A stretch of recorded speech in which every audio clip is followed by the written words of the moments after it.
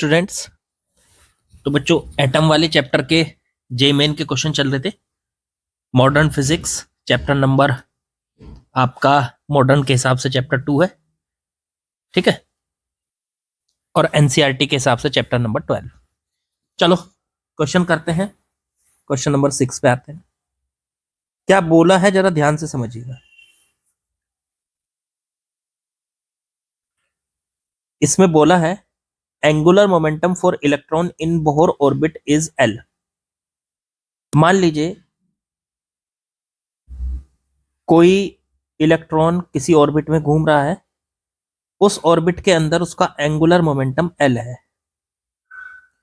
अब ये मान लीजिए if this electron is assume to revolve in second orbit of hydrogen atom then change in angular momentum will be. अगर ये second orbit में घूम रहा है, भाई पहले किस ऑर्बिट में घूम रहा था, the angular momentum for the electron in Bohr's orbit is L, किसी भी उसमें घूम रहा था। अब वो अगर सेकंड में घूमेगा तो उसका एंगुलर मोमेंटम का कितना चेंज होगा। देखो आपको एक बात बताएं, किसी भी इलेक्ट्रॉन किसी भी ऑर्बिट में घूमे, उसका जो एंगुलर मोमेंटम होता है उसका फॉर्मूला होता है h/2 nh/2 कहो, ये एंगुलर मोमेंटम होता है, ठीक है। तो एंगुलर मोमेंटम nh/2 है, किसी भी ऑर्बिट में घूमेगा तो nh/2 होता है, ठीक है। अब यहां पे जो एंगुलर मोमेंटम दिया है शुरुआत में, ये जो L दिया है ना, ये बेसिकली फर्स्ट ऑर्बिट का दिया है। अब हम सोचेंगे ऐसा क्यों, क्योंकि हाइड्रोजन एटम का जो इलेक्ट्रॉन है वो पहले ऑर्बिट में घूमता रहता है।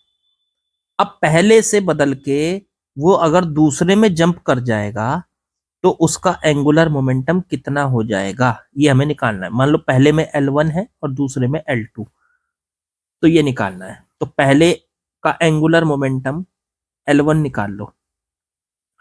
तो फर्स्ट ऑर्बिट में n की वैल्यू 1 होती है और सेकंड ऑर्बिट में n की वैल्यू 2 होती है। तो n की जगह 1 रख दो, तो 1 इंटू एच और बटे में 2 पाई। L2 जब वो सेकंड ऑर्बिट में जंप कर जाएगा तो उसका एंगुलर मोमेंटम हो जाएगा, n की जगह 2 रख दो तो 2h/2 पाई। अब यहां से उसका एंगुलर मोमेंटम का चेंज निकाल लो, तो change in angular momentum delta L हो जाएगा L2 माइनस L1। तो L2 कितना है, तो L2 हो गया। अच्छा पहले वाले को इन्होंने L बोला है, तो दूसरे वाले को कितना कहना पड़ेगा, 2L। क्यों, क्योंकि n की जगह 1 रखा, h/2 की वैल्यू तो L है, तो h/2 इंटू में 2, तो इसकी वैल्यू हो जाएगी 2L।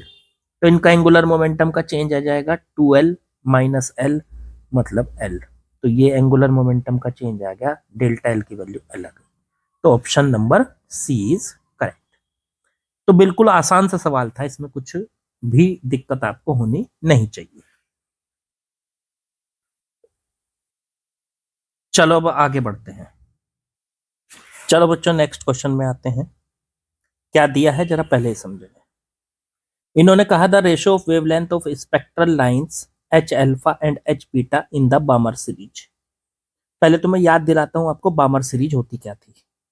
देखो सबसे नीचे लेवल होता था n इज इक्वल टू 1, पहला ऑर्बिट, फिर उसके बाद n इज इक्वल टू 2 दूसरा ऑर्बिट, फिर उसके बाद n इज इक्वल टू 3 तीसरा ऑर्बिट, फिर उसके बाद n इज इक्वल टू 4 चौथा ऑर्बिट।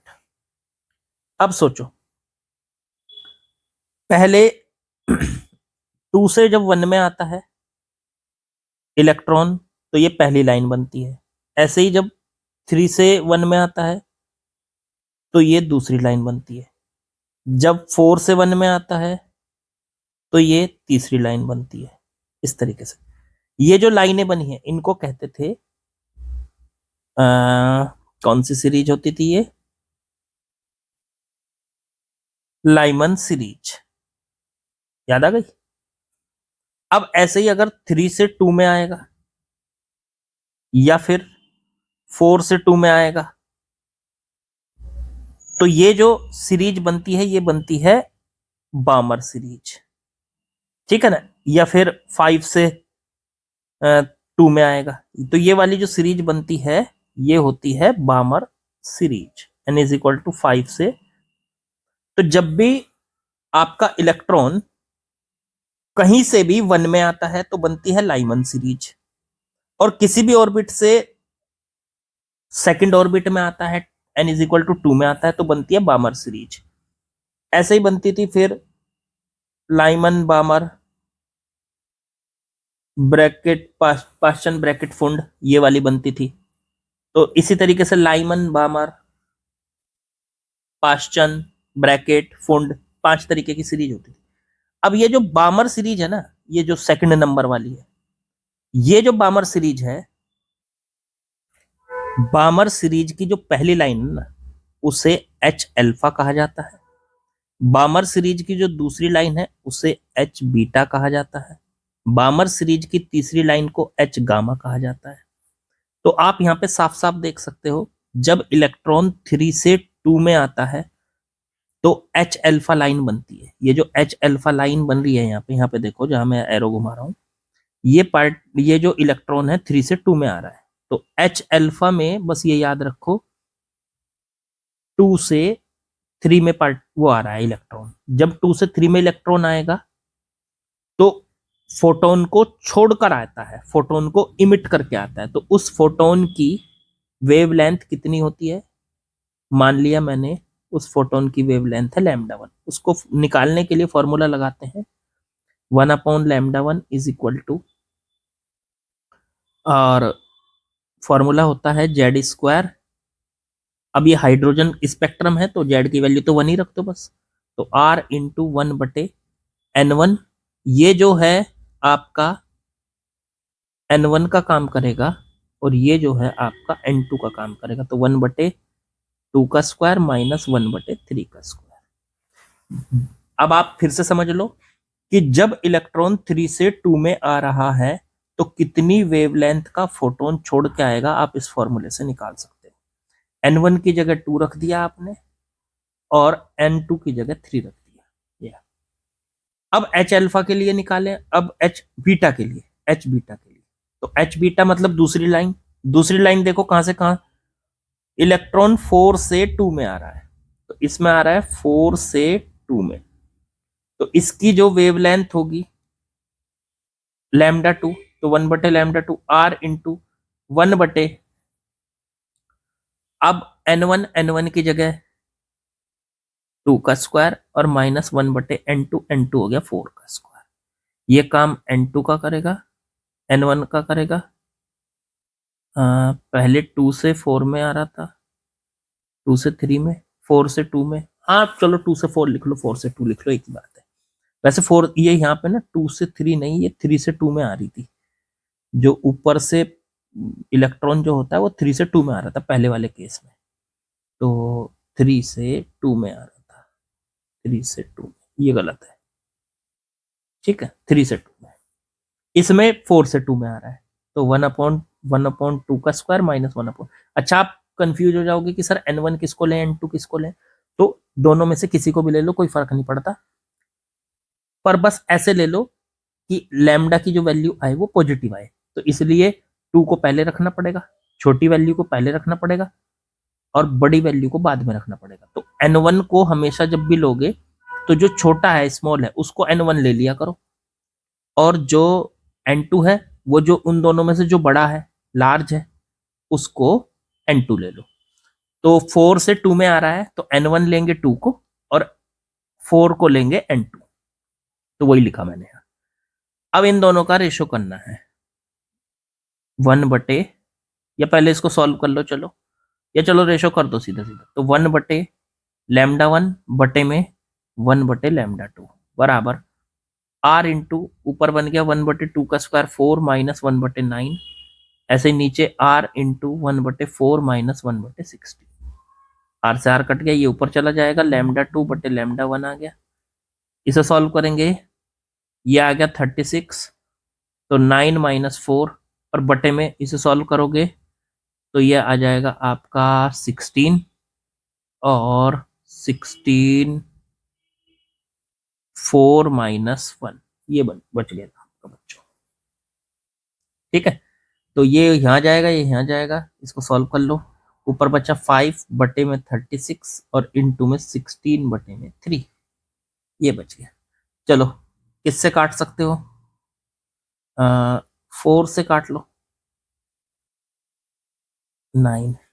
ऊपर बन गया 20/27, 9 इंटू 3 तो 27 बन गया, ऊपर 20। ऑप्शन चेक कर लो। अच्छा इसको उल्टा भी तो करना है। हाँ, ये तो λ2/λ1 है, λ1/λ2 करोगे तो इसको उल्टा कर दो तो 27/20। अब इस रेशियो की वैल्यू कितनी दे रखी? x/20। इसको इक्वल रख दो x/20। 20 से 20 कट गया तो x की वैल्यू कितनी आ गई? 27। यही हमारा आंसर है, x की वैल्यू आ गई 27। बहुत आसान सा सवाल था, बस हमें ये नॉलेज होनी चाहिए कि ये H अल्फा लाइन कब बनती है हाइड्रोजन के स्पेक्ट्रम में, H बीटा लाइन कब बनती है, ये हमें याद होना चाहिए। चलो आगे बढ़ते हैं। चलिए बच्चों नेक्स्ट क्वेश्चन में आते हैं, क्वेश्चन नंबर 8। इसमें बोला है the energy levels of an hydrogen atom are shown below. Hydrogen atom के एनर्जी लेवल दे रखे हैं। ये पहला ऑर्बिट है n=1, फिर ये दूसरा ऑर्बिट n=2, तीसरा ऑर्बिट n=3, चौथा ऑर्बिट n=4। ठीक है, अब इससे क्या कहा? The transition corresponding to emission of shortest wavelength. पहले ए से लेके ये जो है मतलब 4 से, ये जो ए वाली लाइन है, ये वाली लाइन, ये देखो कलर चेंज करके दिखा रहा हूं, ये वाली जो लाइन है, ये वाली, इस लाइन का नाम रख दिया ए, मतलब इस ट्रांजिशन का नाम रख दिया ए। ये जो दूसरी लाइन है, ये वाली, इस वाली लाइन का नाम रख दिया बी। तीसरी लाइन है जो ये वाली, इस लाइन का नाम रख दिया सी, और ये चौथी लाइन है जो ये वाली, इस लाइन का नाम रख दिया डी। इस तरीके से अब ये बताना है कि पहली लाइन जब बनेगी तो कितनी वेवलेंथ का फोटोन निकलेगा। सबसे छोटा फोटोन, सबसे छोटी वेवलेंथ का फोटोन कौन सी वाली लाइन से निकल रहा है? मतलब जब इलेक्ट्रॉन 4 से और 4 से 3 में आ रहा है, या फिर जब वो 4 से 2 में आ रहा है, या फिर वो 3 से 2 में आ रहा है, या फिर 3 से 1 में आ रहा है। तो इन चारों लाइनों में सबसे छोटी वेवलेंथ का फोटोन कब निकलता है, ये बताना है। तो सबसे छोटी वेवलेंथ का फोटोन इन चारों में से निकलेगा जो सबसे बड़ी लाइन होगी।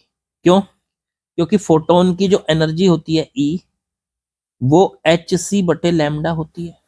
मतलब एनर्जी जो है वो इनवर्सली प्रोपोर्शनल है लैम्डा के। इसका मतलब हम अगर ये चाहते हैं कि लैम्डा की वैल्यू छोटी हो तो एनर्जी का गैप क्या होना चाहिए? बड़ा होना चाहिए। लैम्डा की वैल्यू को अगर हम चाहते हैं कि वो शॉर्ट हो जाए, शॉर्टेस्ट हो जाए, तो एनर्जी जो होनी चाहिए E, वो क्या होनी चाहिए? एनर्जी का गैप वो मैक्सिमम होना चाहिए, क्योंकि दोनों आपस में इनवर्सली प्रोपोर्शनल है। लैम्डा को अगर आप कम करना चाहते हो तो E को बढ़ाना पड़ेगा। अब इन चारों केस में, चारों लेवल में सबसे ज्यादा जो E है, मतलब गैप है, वो कौन सी लाइन में दिखाई दे रहा है?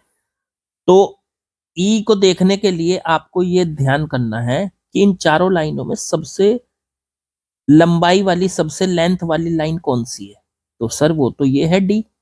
देख लो 3 से लेके जो 1 में आ रहा है, ये सबसे लंबी लाइन है, ये सबसे लेंथ वाली लाइन है। तो इसका मतलब 3 से जब 1 में इलेक्ट्रॉन आता है तो उनके बीच का जो एनर्जी गैप है, इस वाली लाइन का जो एनर्जी गैप होगा वो सबसे मैक्सिमम होगा। तो इसलिए हमारा आंसर हो गया डी। आया समझ में या नहीं? अब आप कहोगे सर ऐसा कैसे? तो भाई ये जो लेवल दिए जाते हैं, ये लेवल इसी हिसाब से तो दिए जाते हैं। जैसे मान लो यहाँ का n=1 का लेवल माइनस का 13.6 होता है हाइड्रोजन के लिए, इसका होता है माइनस का 3.42 का इलेक्ट्रॉन वोल्ट। n=3 का होता है माइनस का 1.51 इलेक्ट्रॉन वोल्ट। n=4 का 0.85 इलेक्ट्रॉन वोल्ट। तो इन चारों में से सबसे ज्यादा गैप किसके बीच में है, किनकी एनर्जी के बीच में? तो n is equal to 3k और इसके बीच में। इन चारों लाइनों में आप एनर्जी गैप निकाल के देख लो, सबसे ज्यादा इनके बीच में आ रहा है एनर्जी गैप। किस किसके? फर्स्ट वाली के और थर्ड वाली के। इनके दोनों का जो एनर्जी है माइनस का 13.6 और इसकी एनर्जी कितनी है माइनस का जो है 1.51, और दोनों की एनर्जी को आपस में माइनस कर दो, ये माइनस हो जाएगी तो एनर्जी गैप आ जाएगा माइनस का 1.51 और माइनस माइनस ये प्लस 13.6। तो ये कितना आ गया 5 और नहीं ये आ जाएगा आपका, इसे यहाँ माइनस कर लो 13.6 और माइनस में 1.51, इसे जब इसमें से माइनस करेंगे तो 0.9 बचेगा, यहाँ 0 बचेगा, यहाँ पे 2, यहाँ पे 1, अप्रोक्स 12.09 का गैप आ रहा है एनर्जी का। और किसी लेवल में इतना एनर्जी गैप नहीं है, इतने इलेक्ट्रॉन वोल्ट का एनर्जी गैप नहीं। तो इसलिए हम सीधा सीधा यहाँ से कह सकते हैं, सीधा सीधा कह सकते हैं कि ये जो एनर्जी गैप है ये सबसे बड़ा है 3k और 1 के बीच का। अब जब एनर्जी गैप ज्यादा होगा तो लैम्डा की वैल्यू कम होगी। तो सबसे कम लैम्डा की वैल्यू किसमें आएगी, क्योंकि एनर्जी गैप के इनवर्सली प्रोपोर्शनल है लैम्डा। तो लैम्डा की वैल्यू क्या आ जाएगी यार, ऐसे समझो ना कि जब इलेक्ट्रॉन 3 से 1 में कूदेगा तो वो एक फोटोन को छोड़ के कूदेगा, एक फोटोन को रिलीज करके जंप करेगा।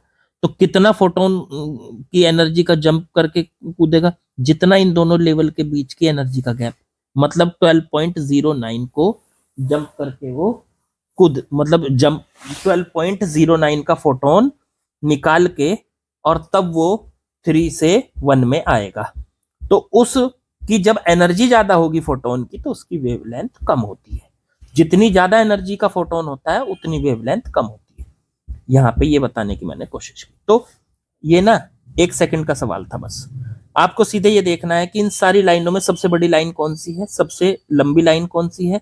जो सबसे बड़ी लाइन होगी उसका फोटोन की वेवलेंथ सबसे छोटी होगी, बस। तो उस हिसाब से आंसर 1 सेकंड में दे सकते हो आप। इसका ऑप्शन हो गया, मतलब आंसर हो गया कि वो डी वाली लाइन है। तो डी वाली लाइन कौन से ऑप्शन में है, बी में। तो बी ऑप्शन हो गया बच्चों। चलो आगे बढ़ते हैं। चलिए नेक्स्ट क्वेश्चन में आते हैं बच्चों। इसमें कहा the radius of the 5th orbit of Li+2। तो देखो रेडियस का फॉर्मूला होता है हाइड्रोजन एटम के लिए या हाइड्रोजन लाइक एटम के लिए। ये हाइड्रोजन का लाइक एटम है, मतलब हाइड्रोजन जैसा ही एटम है, क्योंकि Li में कितने इलेक्ट्रॉन होते हैं, 3। अब उस पर +2 लग गया तो इसका मतलब उसने 2 निकाल दिए अपने इलेक्ट्रॉन। जब 2 इलेक्ट्रॉन उसने निकाल दिए तो उसके अंदर एक ही इलेक्ट्रॉन बच गया। तो ऐसे एटम को जिसमें एक इलेक्ट्रॉन होता है उसको हाइड्रोजन लाइक एटम कहा जाता है। हाइड्रोजन लाइक एटम है। तो हाइड्रोजन लाइक एटम है तो इसकी 5th ऑर्बिट की रेडियस बतानी है। अब रेडियस का फॉर्मूला याद करो, देखो क्या होता है। तो रेडियस का nth ऑर्बिट का जो फॉर्मूला होता है वो होता है आपका 0.53 इंटू n²/z। ये होता है फॉर्मूला, ठीक है। तो लिथियम के लिए जेड की वैल्यू तो हमें क्या रखनी है, हाइड्रोजन के लिए जेड की वैल्यू 1 होती है, हीलियम के लिए 2 होती है, लिथियम के लिए 3 होती है। तो 3 रख देंगे। और n कौन सा ऑर्बिट, 5th ऑर्बिट, तो n की जगह रखना है 5। तो 0.53 और ये एंगस्ट्रॉम में होती है ये रेडियस की वैल्यू। n की जगह रख दिया 5 का स्क्वायर बटे में z की जगह 3। इसको सॉल्व कर लो, 0.53 इंटू में 25 और बटे में 3 एंगस्ट्रॉम। तो ये रेडियस आ जाएगी। अच्छा 1 मिनट, ये रेडियस इन्होंने लेने को कहा है 0.51, ठीक है ना, हाइड्रोजन एटम की। तो यहाँ पे 0.53 नहीं, यहाँ पे 0.51 आएगा। वैसे देखो 3 होती है लेकिन इन्होंने स्पेशल कहा है इस बात को, तो हमें यहाँ 51 लेनी पड़ेगी, 51। अब चलो इसको इससे कट कर दो 3 से, 0.71 0.17 सॉरी 0.17 इंटू 25। इसकी मल्टीप्लाई कर लेते हैं इससे, देखते हैं कितना बैठ रहा है। ये बन गया 4.25, ठीक है, एंगस्ट्रॉम।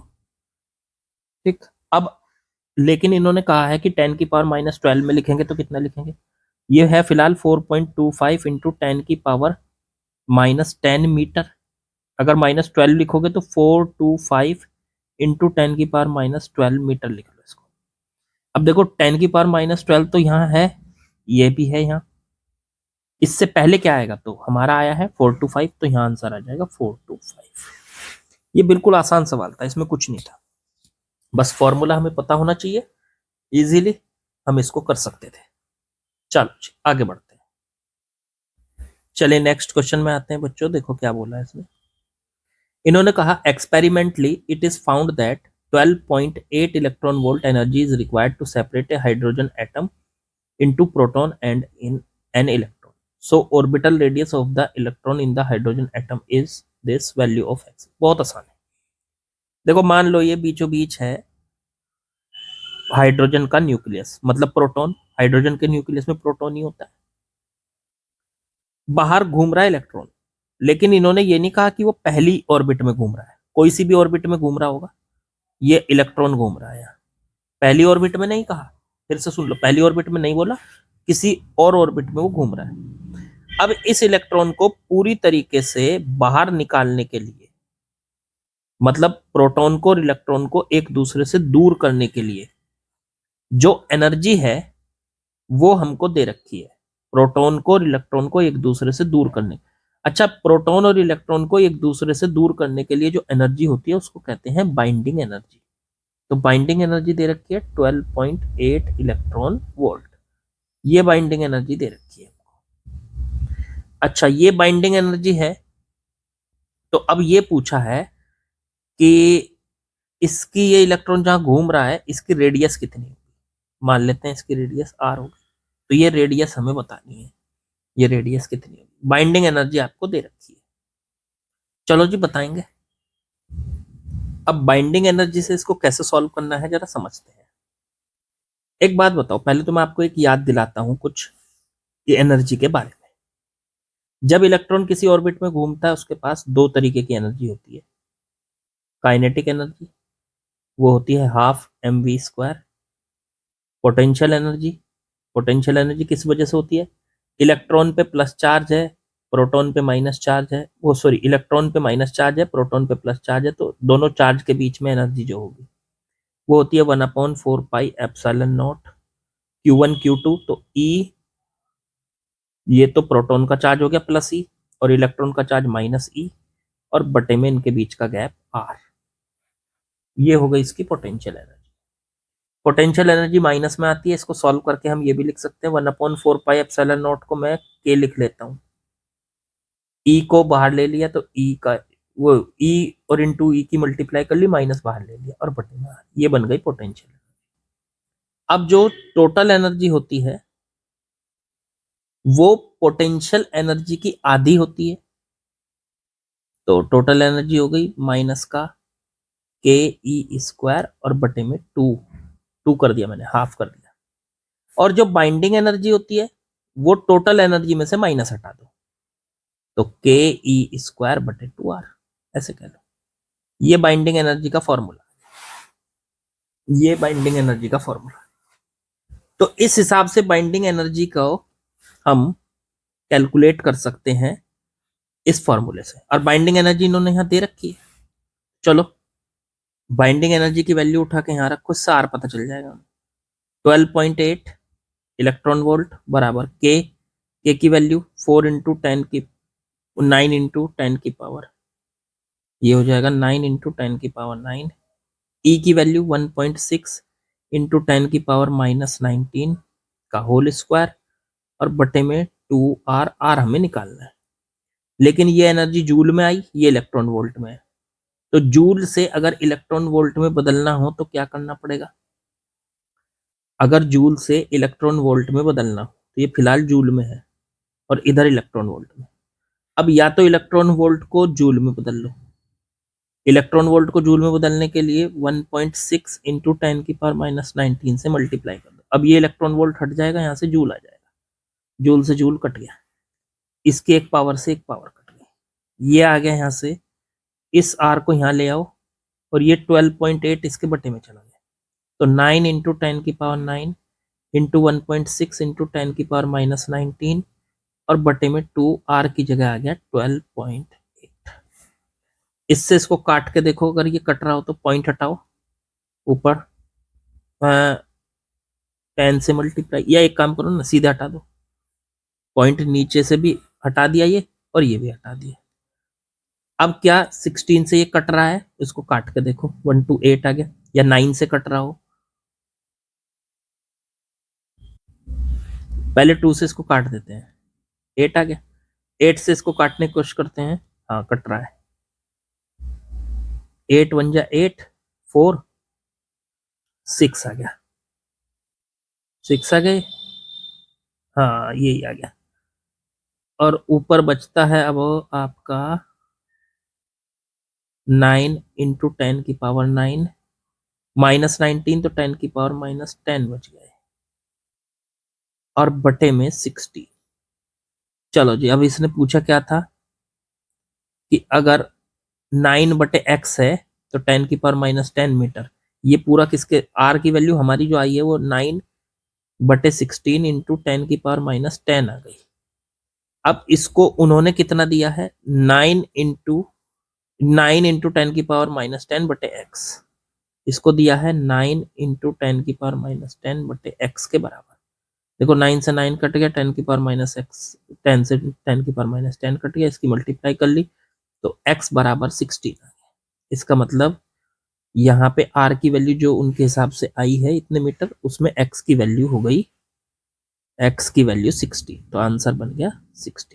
ठीक है, तो ये बात हमको बस पता होनी चाहिए, ये पॉइंट हमको पता होना चाहिए कि काइनेटिक एनर्जी कितनी होती है, पोटेंशियल कितनी होती है, टोटल कितनी होती है, बाइंडिंग एनर्जी क्या होती है। तो बाइंडिंग एनर्जी जो होती है वो टोटल एनर्जी में से माइनस हटा के बाइंडिंग एनर्जी आती है, तो बाइंडिंग एनर्जी का फॉर्मूला यहाँ पे हमने लगा दिया, इजीली, आसान हो गया। चलो बच्चों, बाकी यहीं खत्म करते हैं, आज के क्वेश्चन हमारे complete. Like share subscribe comment कर देना आप लोग। चलिए कल मिलते हैं बाकी।